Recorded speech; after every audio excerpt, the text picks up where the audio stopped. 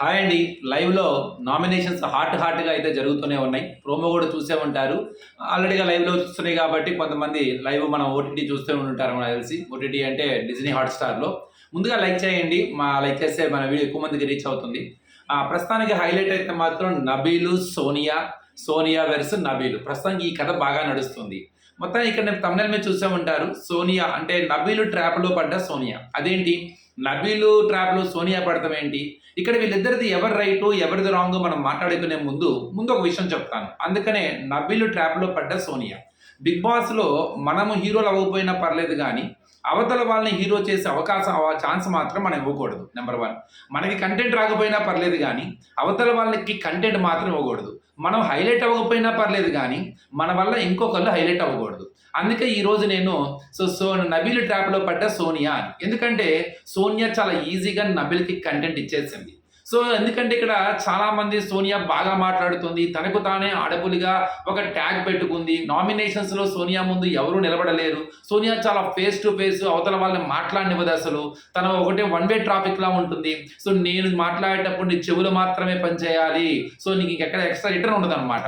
అలానే statements pass చేయడంలో కూడా ఎక్కడ వెనకాడదు. చాలా పటాపట తను ఏది అనుకుందో అది అవతల వ్యక్తిని ఒక చిన్న అవతల వ్యక్తి ఇది నువ్వు అని చెప్పేసి ఒక నెగెటివ్ స్టేట్మెంట్స్‌ని చాలా ఫైట్ టక గన్ షాట్ లాగా చేస్తుంది అన్న ఒక ఇంప్రెషన్ తెచ్చుకుంది.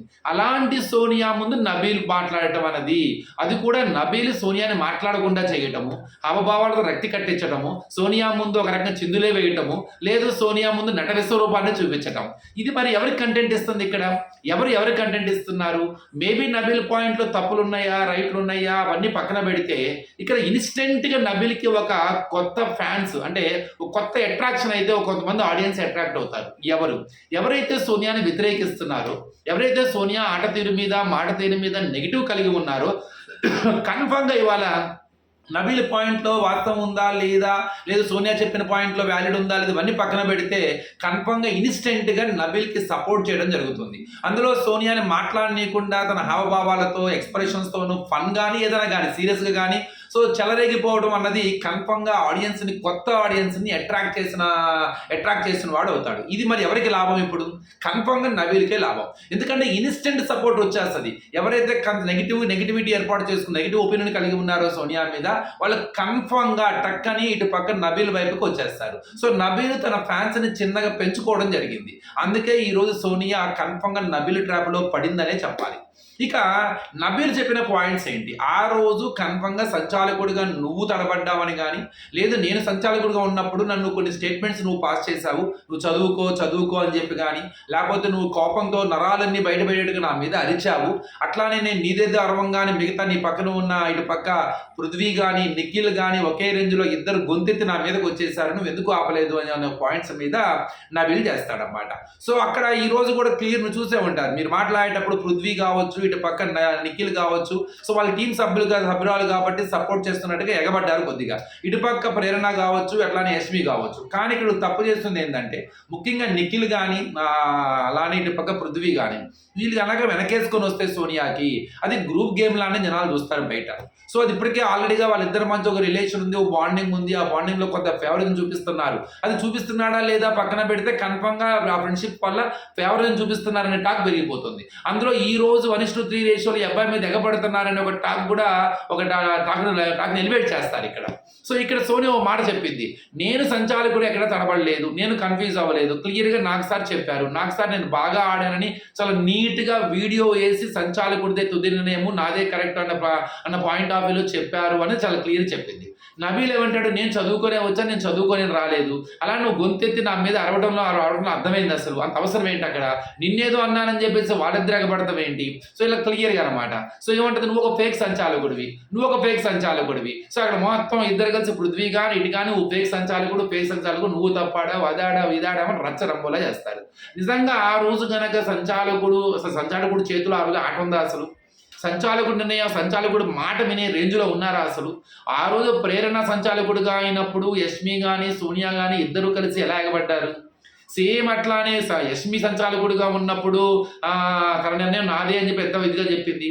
నువ్వు సంచాలకుడిగా ఉన్నప్పుడు నీ మీద ఎలా ఎగబడ్డారు, అలానే తను సంచాలకుడు ఉన్నప్పుడు మీరు అందరు కలిసి ఎలా ఎగబడ్డారు. అసలు సంచాలకుడు మాట అక్కడ ఎవరైనా వింటున్నాడా? సంచాలకుడిని అసలు మాట్లాడిస్తున్నారా మీరు? అక్కడ మొత్తం అందరి సంచాలకుల్లోనూ లోపాలు ఉన్నాయి, కానీ సింపుల్గా సంచాలకుడిదే తుది నిర్ణయం అని చెప్పారు కదా. నాకు సార్ చెప్పింది కూడా ఏంటి, సంచాలకుడిదే తుది నిర్ణయము. మరి ఇక్కడ కూడా అంతే, తను ఏం చేస్తే అదే రైట్ అంతే. తనని మీరు బెదిరించే అవకాశం లేదు, నువ్వు తప్పు చేస్తున్నావని హక్కు మీకు లేదు. సో మీరు సజెషన్స్ ఇవ్వడమో ఎన్ని అనవసరం మీకు, అతను చెప్పిన మాట వినటమే. అసలు ఆ రోజు అతను కనుక అలా ఉండకపోతే మీరే గెలిచేవాళ్ళు కాదేమో. సో వాస్తవం చెప్పంటే ఆ రోజు అసలు ఎవరిని కంట్రోల్ చేయాలి, ఎవరిని ఆపాలి అనే రూల్స్ అండ్ రెగ్యులేషన్ అంత పెద్ద కంటెంట్ ఇవ్వడానికి కూడా ఒక రకంగా అతను సైలెంట్గా ఉండటం కూడా ఒక కంటెంటే. నిజంగా అతను కూడా ఇంకో విధంగా తీసుకున్నట్టయితే గేమ్ ఇంకో విధంగా వెళ్ళేది. సో మీరు కొట్టుకోండి, తిట్టుకోండి, కాపాడుకుంటారు, ఏదనుకుంటారో కొంత కంటెంట్ ఫ్రీడమ్ ఇచ్చేశాడు. ఫ్రీడమ్ ఇచ్చాడు కాబట్టి మీకు ఇంత కంటెంట్ వచ్చింది, కొద్ది గొప్ప అందరికి కొంత పేరు వచ్చింది, బ్రహ్మాండంగా ఆడారని. కానీ మీరు గెలవడానికి కూడా ఛాన్స్ వచ్చింది అక్కడ. సో అక్కడ ప్రతి రూల్ ప్రకారం పాటించుకుంటే ఇంకో రకంగా ఉండేది అది మామూలు జనరల్గా అయితే. కానీ నబీల్ చెప్పిన పాయింట్స్ ఒకటి ఏంటంటే క్లియర్గా, నబీల్ నువ్వు నా సంచాలకుడుగా నువ్వు తప్పు చేసావు, నువ్వు తడబడ్డావు, నువ్వే ఒప్పుకున్నావు నాకు సార్ ముందు. కానీ నాకు సార్ చెప్పడం ఓకే, నాకు సార్ చెప్పింది పర్ఫెక్టే. అలా నువ్వే ఒప్పుకున్నావు తడబడ్డావు అని చెప్పేసి, అలా నేను తప్పు చేశానని కూడా అనలేదుగా.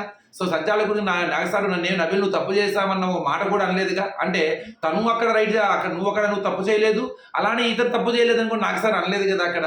సో ఇద్దరు పాయింట్ ఆఫ్ వ్యూలో ఎలా అంటే క్లియర్, సోనియా నామినేషన్లో లేకపోవడం మూలంగా నబీల్ చేయాల్సి వచ్చింది అంతే. ఇలా అంతే సేమ్ అట్లానే నబీల్ కొద్దిగా స్ట్రాటజికల్గా వ్యూహాత్మకంగా ముందుకెళ్ళాడు. ఆ అమ్మాయి లాస్ట్ వీక్ నామినేషన్లో లేకపోవడం, నామినేషన్ చేయడం, ఆ అమ్మాయితో కనుక కరెక్ట్ టగ్ ఆఫ్ వారు పడితే మనకు కంటెంట్ క్రియేట్ అవుతుంది, కన్ఫర్మ్గా డిబేట్లోకి వెళ్తాము అనే ఒక చిన్న స్ట్రాటజికల్ గానే ఇది అప్లై చేసినట్టు అనిపించింది. చివరికి మన ఓమాదిత్య కూడా చేస్తాడు. మేబీ ఇద్దరు అనుకోని సోనియాకి చేశారా అన్న ఒక డౌట్ నాకు కూడా వచ్చింది అనమాట. ఎందుకంటే ఒకటి ఇద్దరు అమ్మాయి లేకపోవడం అనేది ఫస్ట్ రీజన్. ఆ అమ్మాయిని ఎదుర్కొనేటప్పుడు కూడా అమ్మాయిని అసలు ఓమాదిత్య గారిని అసలు మాట్లాడనివ్వదు. నీ ఆట కనపడతలేదని చెప్పేసి ఓమాదిత్య గారు అన్నా కూడా ఆట ఎందుకు కనపడతలేదు, అది ఆడాను ఇది ఆడాను, అసలు ఆయన మాట్లాడడానికి అవకాశం ఇవ్వదు, ఆయన అసలు అవకాశం ఇవ్వదు. సేమ్ అక్కడ అదే స్ట్రాటజీ అదే దాన్ని ఉపయోగించుకొని నబీల్ ఏం చేస్తాడు, ఎదురు మాట్లాడేటప్పుడు తనని మాట్లాడినివ్వడం అన్నమాట. సో ఎందుకు మాట్లాడినివ్వడానికి, నువ్వెక్కడ మాట్లాడినిచ్చావు అక్కడ, సో నువ్వు నేర్పిన విద్య కదా నాకు, సో అందుకని నీ విద్య నేను ఫాలో అవుతున్నానని చెప్పి నబీల్ సేమ్ అదే స్ట్రాటజీ ఇక్కడ ఫాలో అవుతాడు. ఇంతకుముందు మనం యావర్ కావచ్చు, లేకపోతే మిత్రా శర్మ కావచ్చు, ఇలా కొంతమంది ఫన్గా వాళ్ళు మాట్లాడేటప్పుడు కొన్ని హావభావాలు విచిత్ర సౌండ్స్ చేస్తారు కదా. సో ఆ వేలో వాళ్ళు కొద్దిగా నట విశ్వరూపాన్ని చూపించాడని చెప్పాలి అనిపించింది. అలా అని చెప్పి ఎక్కడ సోనియా తగ్గలేదు. సోనియా కూడా టగ్ ఆఫ్ వార్ పాయింట్ ఇచ్చింది, పాయింట్ మాట్లాడింది. రెండోసారి వచ్చేటప్పుడు కూడా ఫేక్ సంచాలకని క్లియర్గా మాట్లాడింది. నబీల్ అక్కడ యాక్సెప్ట్ చేయడు, ఏమని చేయడు, సో నువ్వు నన్ను ఫేక్ సంచాలక నబీల్ అని పిలువు, నాకు ఫేక్ సంచాలక లేదు, నీది నామినేషన్, నేను నీ నామినేషన్ మీద నిన్న ఫేక్ సంచాలక అంటానే తప్ప నీ నబీల్ అని చెప్పేసి కూడా చాలా క్లియర్గానే స్టార్ట్ చేస్తుంది అక్కడ. ఇక్కడ మెయిన్ విషయం గుర్తుపెట్టుకోవాల్సింది ఏంటంటే ఇద్దరు కూడా సంచాలకుడి నిర్ణయం మీద అసలు ఇద్దరికి ఎన్ని తప్పులు ఉన్నా సంచాలకుడిది తుది నిర్ణయం అంతే. నువ్వు తప్పు చేస్తావని హక్కు నీకు లేదు అసలు. ఎందుకంటే సంచాలకుడి తుది నిర్ణయం తప్పే ఉంది అందులో. అలాంటప్పుడు నువ్వు తప్పు చేస్తే తను కూడా తప్పు చేస్తున్నట్టు. ఎక్కడో చోట ప్రతి సంచాలకుడు తప్పు చేస్తారు. ఆ బేస్ మీద ఇద్దరు నామినేషన్ వేసుకోవడం అన్నది సో కొంత ఇద్దరికి ఉపయోగపడే కంటెంట్ ఇచ్చినా కూడా పాయింట్లు అనేవి పెద్ద వ్యాలిడ్ పాయింట్స్ ఏం కాదు. అట్లానే తన కోపం వచ్చినప్పుడు ఎంత క్లియర్గా తను ఎలా అరిచిద్దో, ఆ స్టేట్మెంట్స్ని ఎలా వాడు తను ఎలా రిజెక్ట్ చేశాడన్న దాన్ని కూడా అది కూడా వ్యాలిడ్ పాయింటే. అట్లానే తను రివర్స్లో వచ్చినప్పుడు నువ్వు కూడా ఏం చేయలేదు, నువ్వు కూడా అక్కడ వాళ్ళు లాక్కున్నప్పుడు నువ్వు చెప్పలేదు, నువ్వు యాక్షన్స్ నీకు చూపించలేదు. అసలు వాళ్ళు ఎంతసేపు నీ దానికి ఫేవర్గా చూపించావే తప్ప వాళ్ళు ఇక్కడ తీసుకెళ్ళినప్పుడు నువ్వు ఆట ఆపి అక్కడ తీసుకొని రావాలి. అక్కడ నువ్వు ఎంతసేపటిగా పైకి కనపడాలి, అవి వాళ్ళు ఇది వాళ్ళు చదువుతున్నావే తప్ప నువ్వు యాక్షన్ ఎక్కడ తీసుకున్నావు అని కూడా చాలా క్లియర్గానే సోనియా అడిగింది, చాలా పర్ఫెక్ట్గానే అడిగింది. సోనియా పాయింట్లో కూడా వ్యాలిడ్ పాయింటే ఉంది, అలా నబీల్ పాయింట్స్లో కూడా వ్యాలిడ్ పాయింట్స్ ఉన్నాయి. కానీ ఇద్దరు సంచాలకుడు పాయింట్స్ అవ్వడం మూలంగా సంచాలకుడు పాయింట్స్ పెద్ద వ్యాలిడ్ ఉండదు అక్కడ. కారణం ఏంటంటే గేమ్ అక్కడ మీరు తప్పు చేస్తున్నారు, ఆట ఆడే వాళ్ళు తప్పు చేసినప్పుడు సంచాలకుడు మాత్రం ఏం చేస్తాడు, సంచాలకుడు కంటెంట్ కొంత అంటే కంట్రోల్ చేస్తే ఇక ఆటలో కంటెంట్ రాదు. కాబట్టి ఒక రకంగా సంచాలకుడి నిర్ణయానికి మనము అలా సంచాలకుడి నిర్ణయం వాళ్ళ కొంత ఫ్రీడంగా ఉండబట్టే మీకు అంత కంటెంట్ వస్తుంది, మీకు అంత పేరు వస్తుంది అక్కడ. ఇక తను పూర్తిగా మిమ్మల్ని డామినేట్ చేసే క్యారెక్టర్గా వెళ్తే మీరు ఆట ఆడే అవకాశం ఉండదు అక్కడ అన్నమాట. సో ఇక్కడ సేమ్ అక్కడ నబీలు కానీ ఇటుపక్క ఓమాదిత్య గారు కానీ ఇద్దరు వేయడం గల కారణం ఏంటంటే ఆ అమ్మాయి నామినేషన్లో లేదు, నామినేషన్ తీసుకురావడానికే. సో ఇక్కడ క్లియర్గా సోనియా వాళ్ళు వీరిద్దరు వేశారు కాబట్టి తిరిగి కంపల్సరీ నబీల్కి వేస్తుంది, నో డౌట్ అందులో.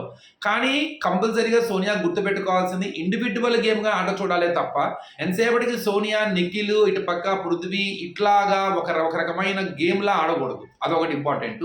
అలానే సోనియాను కూడా వీళ్ళందరూ కలిసి ఒక టార్గెట్ ఓరియంటెడ్గా చేస్తే సోనియాకి అది లాభం.